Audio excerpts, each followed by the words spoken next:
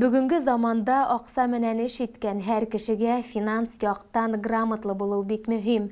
Халыкты алдатусылар көндән көн арта килә. Ундайдар кешеләрнең һуңгы аксаларына май һөртергә лә уялмай. Бигрәк куркынысы телефон аша яки интернетта мутлашучылар. Замана карактары тудагына эләкмәс өчен уяу һәм мәгълүматлы булырга кирәк. Ошо көндәрдә Күгәрсен районының Исем авылында Айык авыл бәйгеһе сиктерен финанс грамотлылык буенча очрашу узгарылды. Тәү башлап Өфе кунактары Исем авылында Айык авыл бәйгеһе аксаһына төзелгән балалар һәм спорт майдансыктарын караны. Урындагы магазиндарды ла тикшереп сыктылар. Водку хотел купить. А вино есть? Нет, тоже нет. Тоже нету. Ну, молодцы тогда. Ултырыш алдынан Бөтә дөнья башкортлары курултайы президиумы агзаһы Сәлия Мырдабаева авыл китапханаһына финанс грамотлылык буенча тистәләгән китаптар тапшырып үтте. Был китаптар ярдәмендә халык үзенең гаилә бюджетын хакларга, арттырырга өйрәнәсәк, сыгымдар һәм килемдәр буенча мәгълүматлар туплаячак. Әйткәндәй, был шәлкемдә укучы балалар өчен дә китаптар каралган. Біздің республикала Айык авыл конкурсында 39 авыл еңеүче булып сыкты 5 жылда. Һәм әлбәттә без уларны игътибарсыз калдырмайбыз.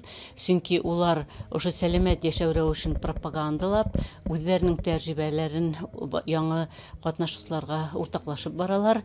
Һәм быелгы безнең республика оргкомитетының карарына ярашлы финансовый грамотность буенча менә ошо китаптарды бүген Күгәрсен районы Исем авылына тапшырабыз. 15 авыл республикабызда ошо комплекттарды алып, халкыбызга финанс яктан ярдәм күрсәтәсәк.